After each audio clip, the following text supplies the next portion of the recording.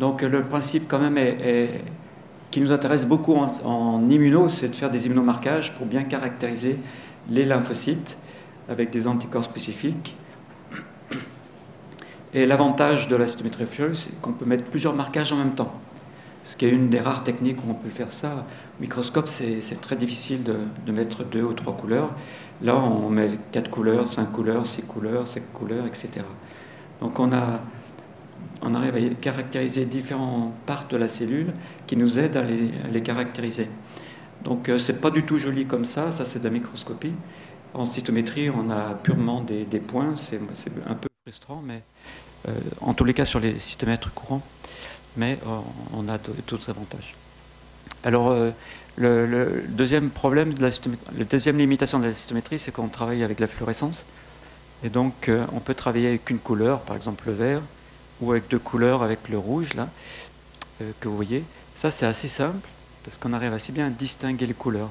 Mais si vous montez en nombre de couleurs, là ça devient un petit peu complexe, parce que les couleurs se chevauchent. Alors, il faut faire la différence entre rouge clair, rouge moyen, rouge foncé, rouge très foncé. Donc il faut un petit peu jongler, et là ça devient très compliqué. Moi, il y a longtemps que je fais de la cytométrie, je trouve que c'est de plus en plus compliqué, parce que plus on ajoute de couleurs, plus c'est compliqué. Donc c'est important d'avoir une bonne formation de base en cytométrie pour savoir ce qu'on fait et savoir ce qu'on peut obtenir. Sinon, la technique elle-même est de plus en plus simple. On travaille en diagnostic, on travaille de plus en plus directement sur le sang total. Donc on prend du sang anticoagulé, évidemment. Plus souvent, c'est de l'EDTA. On prend un tube, on met les anticorps au fond du tube, on rajoute le sang, on mélange, on incube 15-20 minutes, c'est largement assez, à température de la pièce. Température de la pièce, en France, ça veut dire 18-20 degrés. Hein. Peut-être important de le préciser ici. Voilà, donc ici, il faut peut-être le mettre dans le frigo. Si vous mettez à 4 degrés, il faut incuber plus longtemps. Et après, comme on travaille sur du sang total, il faut se débarrasser des globules rouges, donc on les fait éclater par choc osmotique, le plus souvent par enzymatique. En principe, on lave les cellules pour avoir une meilleure différence entre positif et négatif. On passe au cytomètre. Donc vous voyez, en une demi-heure, on prépare une quinzaine de tubes et on est prêt à analyser. Et après, il faut interpréter les résultats, mais la technique en soi est assez simple. Alors ça, c'est un exemple typique de la première image qu'on peut avoir. Chaque point correspond à une cellule, donc vous voyez qu'on analyse une grande quantité de cellules. Vous voyez qu'ici, on a des trucs roses layettes, là, c'est pour les dames. Ça, c'est des billes qu'on rajoute. C'est optionnel. On peut rajouter des billes pour avoir une idée de la concentration de cellules en cellules par microlitre, en valeur absolue. On connaît le nombre de billes qu'on met dans le tube, donc ça nous permet de faire une règle de 3 et de mesurer, d'avoir des résultats en valeur absolue directement. Et là, on identifie assez facilement au moins 3 nuages de cellules. Vous voyez, on a un petit nuage là qui est lymphocyte, monocyte, polynucléaire. Là, on a des éosinophiles. Là, on a des basophiles. On peut avoir des cellules immatures, des cellules souches. Les cellules dendritiques sont là, les basophiles sont là. Pardon. Donc, déjà, juste avec cette image, on arrive déjà à identifier les cellules. Mais après, on va aller sur des marquages avec des anticorps. Donc, par exemple, ici, on a un marquage avec du CD19, ça nous identifie les lymphocytes B, il n'y a que les lymphocytes B qui expriment cet anticorps. Vous voyez qu'on arrive bien à le séparer par rapport au reste de la population. En jouant avec les couleurs, mais ça c'est du bidouillage d'ordinateur, vous pouvez mettre la couleur que vous voulez et vous pouvez revoir que votre lymphocyte B est bien ici. Donc on a plein de moyens de vérifier si on est bien au bon endroit. Si on regarde le CD3, on voit qu'ici, on peut identifier tous les lymphocytes T. Si on regarde par exemple le CD56, ici on a les cellules NK. Donc juste avec ce marquage, on a les B, les T et les NK. Si on regarde sur les lymphocytes T, on peut regarder CD4, CD8, et on a le pourcentage CD4, on a le nombre de CD4, CD8. Donc ça, c'est vraiment la technique de base qu'on fait tous les jours en grande quantité et qu'on fait en valeur absolue.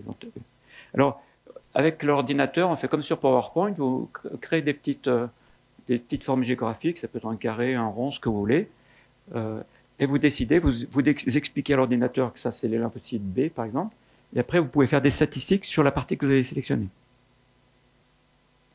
Donc c'est un petit détail, mais il faut bien avoir toujours ça en tête, parce que quand un cytométriste vous dit j'ai 3% de CD4, ça ne veut absolument rien dire, ça dépend quelle a été sa démarche, comment il a sélectionné ses cellules. Alors, est-ce que c'est 3% de lymphocytes totaux, 3% de leucocytes ou 3% de lymphocytes T? Ça n'a pas du tout la même signification. Donc ça n'a aucun sens de parler de pourcentage si vous n'exprimez pas exactement comment vous avez fait votre démarche. Si vous faites un article scientifique, vous êtes obligé de démontrer exactement comment vous avez défini vos populations. Et quand je vous disais hier qu'on peut faire 15 couleurs, alors là on a 350 populations.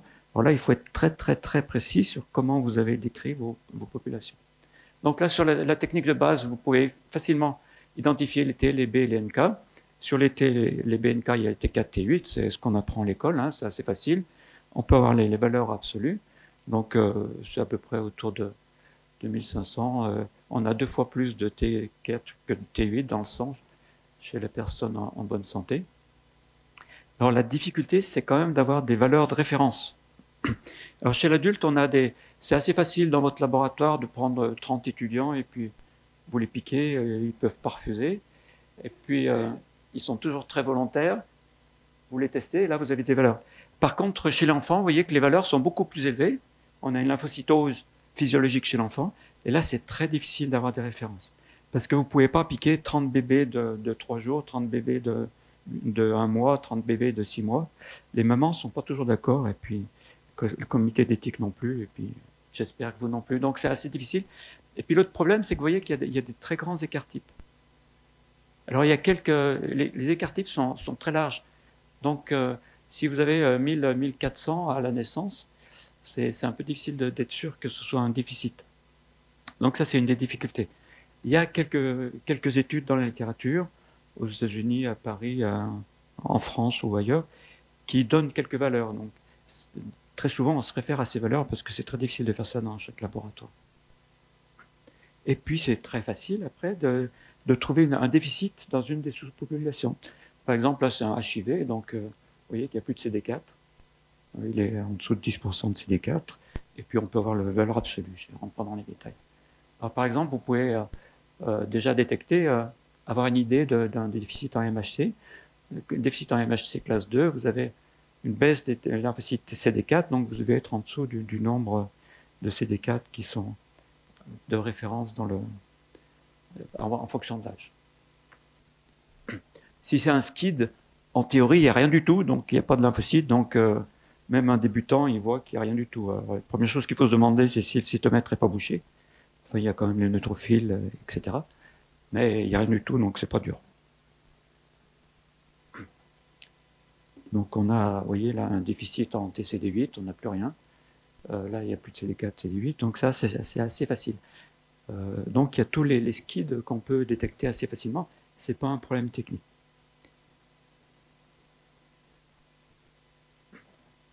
Alors, on peut essayer après d'être un petit peu plus subtil et d'essayer de voir si les lymphocytes T, on peut avoir des lymphocytes T, mais qui ont un problème de fonctionnement et donc qui ne suivent pas leur maturation habituelle et donc qui ne peuvent pas produire de réponse efficace et puis de mémoire. Donc pour ça, on a des marqueurs. On en a plus de 300 marqueurs maintenant pour les leucocytes, donc on a du choix. Alors là, c'est l'image du thymus. Un lymphocyte, quand il sort du thymus, on appelle ça un lymphocyte naïf. C'est discutable, mais c'est le terme habituel. Et lymphocyte naïf, lymphocyte T naïf, il a une molécule CD45 qui est très longue. Elle est complète, donc c'est ce qu'on appelle le CD45-RA. Il y a 3 domaines, ABC, et donc là, il a tout et on détecte le RA. D'accord? Donc les RA, en principe, c'est des cellules naïves. Et puis, ils expriment aussi d'autres choses comme le CD62L, qui est une molécule d'adhésion, qui va le diriger vers le lymphocyte, vers le ganglion. Ça peut être aussi le CCR7, qui est un récepteur de chymokine, qui va tirer le lymphocyte vers le ganglion.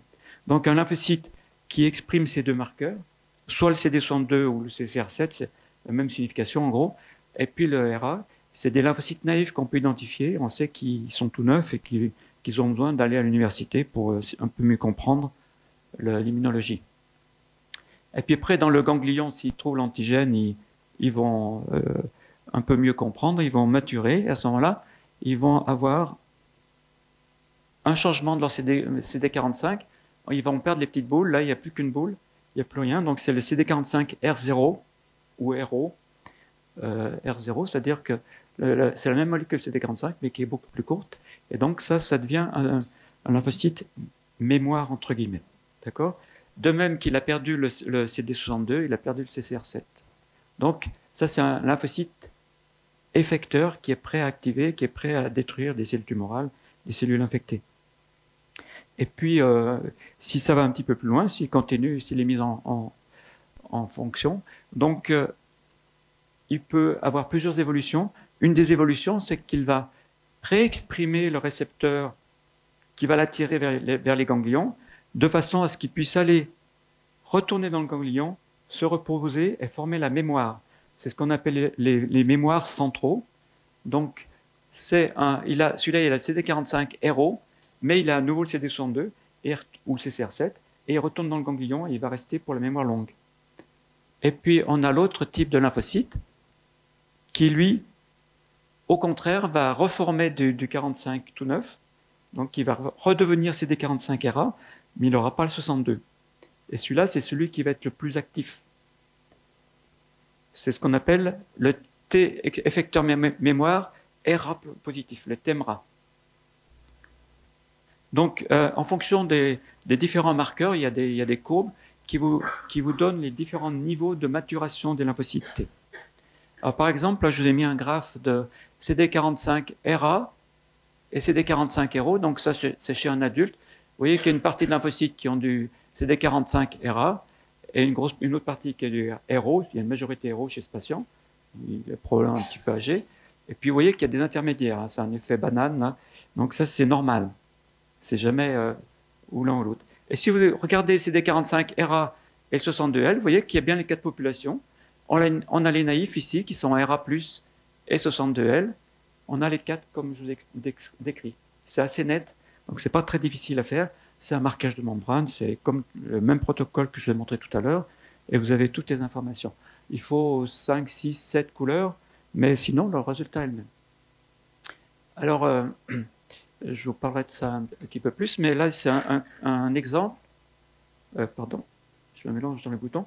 Donc ça, c'est ce que je vous ai montré avant, et ça, c'est un petit bébé qui est... Le pédiatre nous dit, je suis presque sûr qu'il va avoir un SCID, il faut vraiment tout de suite le tester à la naissance. Et nous, on a trouvé des lymphocytes. Donc le pédiatre était déçu, mais on a regardé la tête de ces lymphocytes. Vous voyez, c'est des lymphocytes de grand-père qu'il avait. Donc ce n'est pas ses lymphocytes à lui, ce n'est pas un lymphocyte de bébé. Donc on peut dire que ces lymphocytes qu'il a, ce n'est pas les siens, c'est ceux de la maman. Et donc il n'est pas capable de produire des lymphocytes T. Donc c'est un SCID, mais qui n'est pas à zéro lymphocyte, comme je vous ai montré tout à l'heure. L'autre façon d'identifier si le bébé est capable de fournir des lymphocytes T, c'est ce que je vous ai montré hier. Si on regarde le TREC, donc le fragment d'ADN qui est produit au cours de la formation des récepteurs, et ben le TREC il va être présent dans la première fournée de lymphocytes, après ça va se diluer, et c'est un peu compliqué de faire des détections d'ADN en cytométrie. C'est possible, mais c'est un peu du bidouillage, et en diagnostic, on ne peut pas se le permettre. Par contre, les lymphocytes qui ont un TREC, ils ont une molécule à leur surface qui a le CD31. Donc, c'est directement corrélé. Le mécanisme, on ne sait pas s'il y a une relation entre les deux, mais c'est directement corrélé en termes de nombre. Donc, on utilise le CD31. Donc, on fait pareil, on fait le même marquage que les RA et les RO, mais on rajoute le CD31. Et vous voyez qu'on a une jolie expression de lymphocytes T qui sont CD45RA, qui sont CD62L et du CD31. Donc là, on a ceux qui viennent juste de sortir du thymus, et puis on a les autres. Et donc sur le CD4, sur le CD8. Et vous voyez que là, chez un petit bébé qui a un déficit, on n'a quasiment pas de CD31. Donc ça veut dire que le bébé, il a des lymphocytes, mais ce n'est pas son thymus qui les produit. Ça, c'est un autre exemple. Là, c'est un bébé qui n'a pas de RA, donc c'est pas ses lymphocytes. Et là, on n'a pas de CD31. Donc ça, c'est des marquages assez simples, et on le fait en un seul tube, on fait 10 couleurs, on a toutes les informations. C'est pas très, très cher, et on a le résultat dans l'heure. Il ne faut pas dire au pédiatre dans l'heure, parce qu'il nous appelle toutes les 5 minutes pour avoir le résultat, mais voilà. Oh, pardon. Je ne savais pas. Il y a une autre chose qu'on peut détecter sur le lymphocyte T, c'est l'expression de CD25. CD25, c'est le récepteur d'interleukine 2 qui apparaît sur les lymphocytes T que lorsqu'ils sont activés. Alors, par exemple, là, on regarde, vous voyez, j'ai gardé toujours la même couleur. CD4 en rouge, CD8 en bleu. Donc, sur les CD8, vous voyez que je regarde s'il y a une expression de CD25.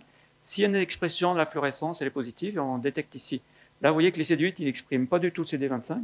Par contre, si vous regardez sur CD4, il y a une petite crotte là c'est pas un terme immunologique, hein, mais deux cellules CD4 qui expriment du CD25. Celles-ci, elles ne sont pas activées, elles sont mémoire, c'est des T régulateurs. Alors là, c'est pas très facile de doser, c'est pas très facile de faire la différence. Et puis pour être sûr, il faut qu'on aille voir dans le noyau s'il y a du FOX. Et s'il y a du FOX dans le noyau, donc là on fait un marquage double, CD25 et FOX, sur les TCD4, et on voyait qu'il y a des cellules qui marquent du FOX et qui marquent du CD55. Donc ces cellules, c'est bien des T régulateurs. Mais le FOX, c'est pas très simple de faire tous les jours parce qu'il faut fixer les cellules, rentrer dans les cellules, aller jusqu'à dans le noyau. C'est un petit peu... On le fait en recherche, mais on ne le fait pas en diagnostic tous les jours. Par contre, pareil, on trouve un substitut. Si vous utilisez le CD127 et CD25, vous voyez que les régulateurs, on arrive très bien à les séparer. Et donc, pareil, en faisant un marquage de surface tout simple en un seul tube, on peut identifier la quantité de CD40 de T régulateurs. Remarquez que tous les lymphocytes TCD4 qui ne sont pas T régulateurs expriment beaucoup de CD127. Ils sont toujours positifs. Les T4 qui circulent sont assez jeunes. Et là, on fait le double marquage. Donc, vous voyez que les verts, c'est les FOXP3. C'est bien ceux qui sont... Ceux-ci, c'est bien ceux qui est du FOXP3, c'est bien des T régulateurs. Donc, c'est à 95% les mêmes cellules. Donc, on peut utiliser ça comme artefact, comme moyen pour diagnostic. Alors, je vous disais le CD127. Vous voyez que tous les CD4 expriment le CD127. Les CD8, il y a une petite partie qui n'exprime pas le CD127. C'est-à-dire que c'est des lymphocytes qui n'ont plus besoin de CD127, récepteur d'interleukine 7 pour l'auto-reproduction. Donc ça, c'est chez un bébé. Si vous regardez chez un jeune adulte, chez un étudiant, vous voyez qu'il y a déjà la moitié des CD4, des CD8 qui ont plus de CD127. Si vous regardez chez le biologiste senior, vous voyez qu'il y a encore plus de CD8 qui n'expriment pas le CD127. Et si vous regardez sur un immunologiste à la retraite, vous voyez que ou un pédiatre à la retraite, quasiment tous les CD8 n'expriment plus le CD127. Donc, si vous n'avez pas l'âge du patient, avec l'expression du CD127, vous pouvez quasiment donner l'âge de votre donneur. Alors, dans certains déficits, dans les infections chroniques, etc., on a un vieillissement précoce du système immunitaire. Alors, il y a un diagnostic qui est aussi assez facile à faire en densitométrie en flux, c'est le déficit en FOXP3, le déficit en T régulateur. C'est des enfants qui font beaucoup d'auto-immunité. Et là, on voit qu'il n'y a rien du tout. Donc, c'est assez propre. Il faut être sûr qu'on a bien mis l'anticorps dedans, mais sinon, on n'a rien du tout. Puis, un autre diagnostic qu'on peut faire assez facilement en densitométrie en flux, si vous vous rappelez les lymphocytes T, je vous rappelais qu'il y a CD4, CD8. Ça, c'est ce qu'on apprend à l'école. C'est ce que les profs d'immuno vous expliquent. Mais en fait, ce n'est pas vrai. Si vous regardez, il y a des petits lymphocytes là et des lymphocytes là, puis il y a des lymphocytes là qui ont ni CD4 ni CD8. D'accord? On ne rentre pas dans ces détails pour les petits étudiants parce que s'ils arrivent déjà à se rappeler qu'il y a des T4, CD8, c'est déjà bien. Vous voyez que là, il y a plus de CD8 que de CD4, donc c'est déjà pas normal. Vous voyez qu'il y a beaucoup de cellules ici qui sont négatives. Qu'est-ce que sont ces cellules? Alors, en fait, dans les lymphocytes T, il y a deux populations. Donc là, on regarde les CD3, donc on a toute la population lymphocytes T, tout le reste, c'est les B, les NK, ok, parce qu'on est sur les lymphocytes. Et vous regardez qu'il y a une petite population ici, en vert, qui exprime du récepteur gamma-delta. Donc dans les lymphocytes T, dans le sens périphérique, on a deux populations, les T alpha-bêta qui sont la grosse majorité, et les T gamma delta, qui sont une petite minorité, qui sont plutôt dans les muqueuses, plutôt l'intestin, les bronches. Et donc, vous voyez qu'on a des gamma delta. Et si on regarde sur les gamma delta, donc vous voyez, je mets une guette là-dessus et je dis à l'ordinateur, montre-moi CD4, CD8 sur les gamma delta. Vous voyez que tous les gamma delta sont négatifs. Une petite partie qui est du CD8, mais ils n'ont jamais de CD4, sinon ils sont négatifs. Donc, si vous regardez cette population-là, très, très souvent, c'est des gamma delta. Donc, si vous demandez aux immunologistes de vous compter les T double négatifs, il faut demander uniquement sur les T alpha-bêta. Donc, si je regarde sur les T alpha-bêta, vous voyez que j'ai très peu de double négatifs. D'accord? Et dans certains syndromes, comme dans le syndrome ALPS, on a une augmentation des lymphocytes T double négatifs, mais des lymphocytes T alpha-bêta. Vous êtes obligé d'exclure les gamma-delta pour l'affirmer. Bon, il y a tous les syndromes mendéliens, la susceptibilité. Alors là, c'est un petit peu plus compliqué. Là, c'est un problème de production de cytokines. Alors si on prend les cellules comme ça, elles ne vont jamais produire de cytokines, donc on est complètement... C'est très dur de détecter. Il y a tout le circuit qui peut être impliqué. Je ne vais pas trop m'étaler parce qu'il y a des grands spécialistes là.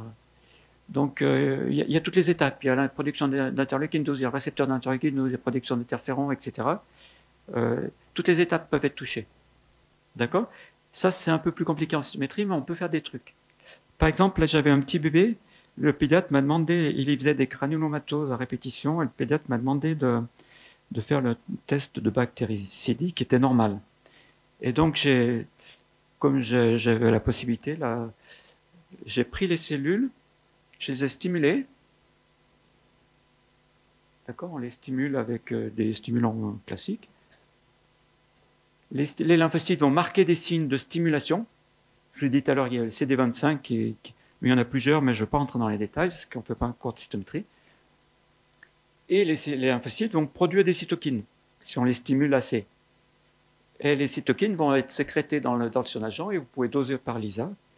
Mais si vous paralysez la cellule, si vous faites une anesthésie générale, elle va produire ces cytokines, et les cytokines ne seront pas sécrétées. Donc on met des inhibiteurs du système de Golgi qui vont capturer les cytokines à l'intérieur, et avec des anticorps, on pourra rentrer dans les cellules et détecter les cytokines à l'intérieur.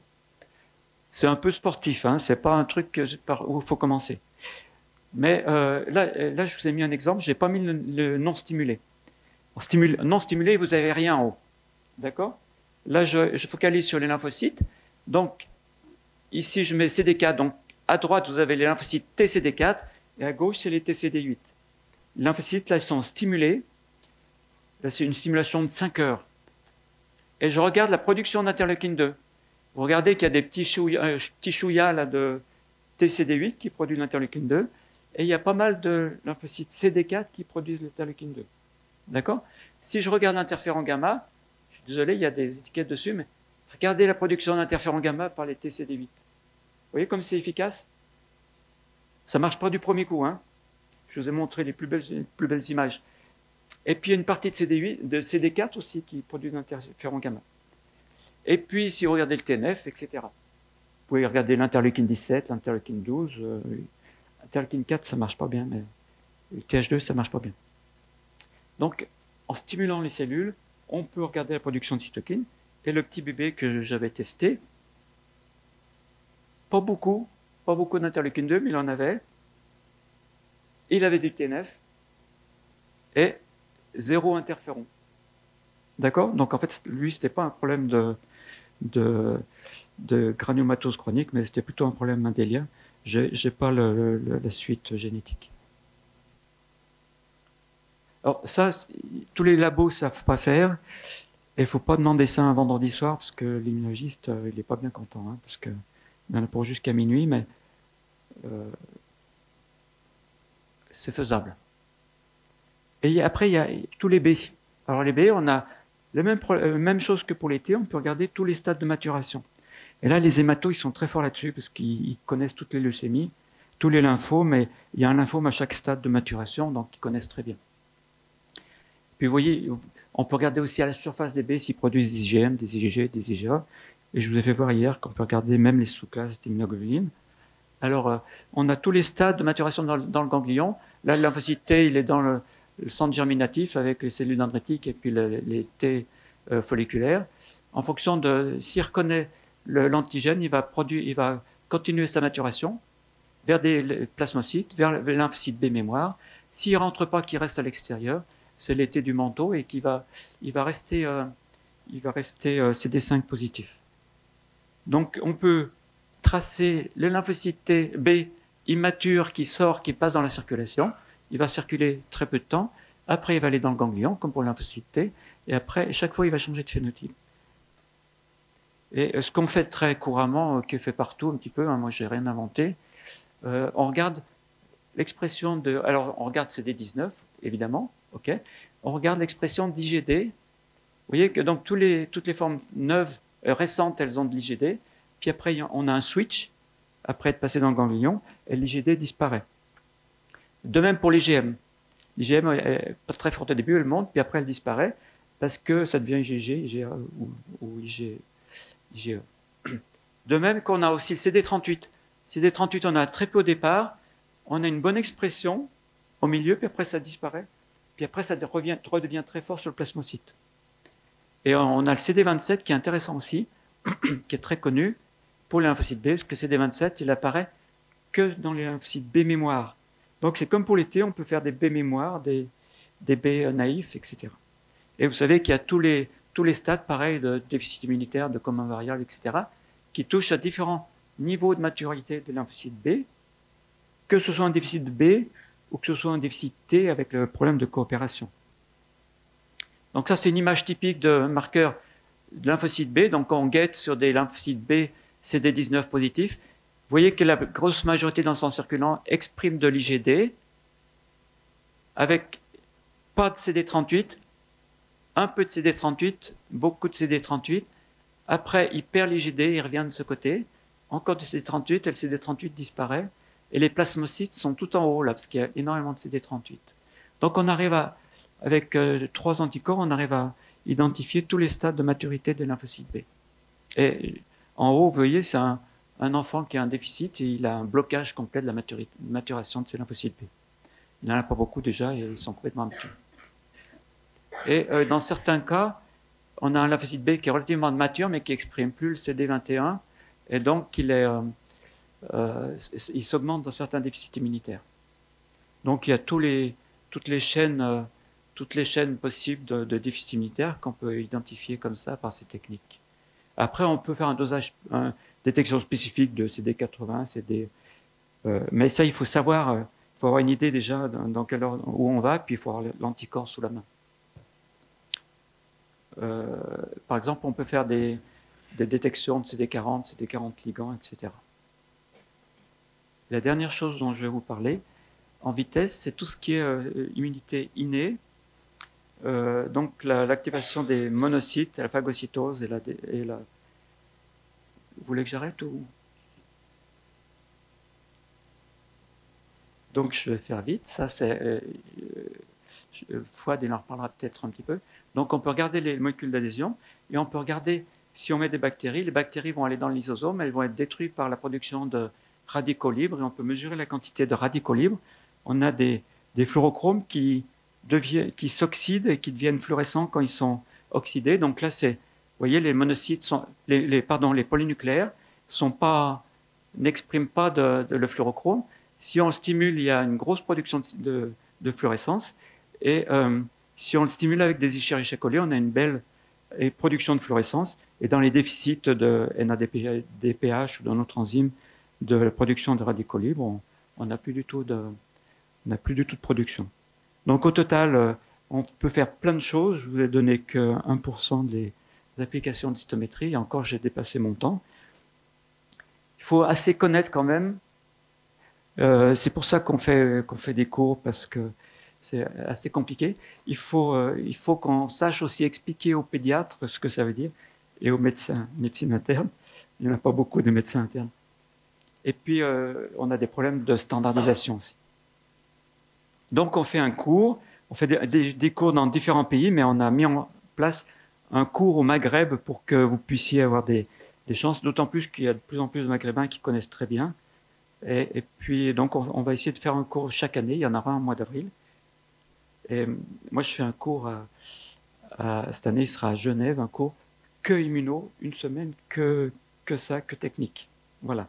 Je vous remercie, mais ce qui est important, c'est le cytomag. Merci beaucoup.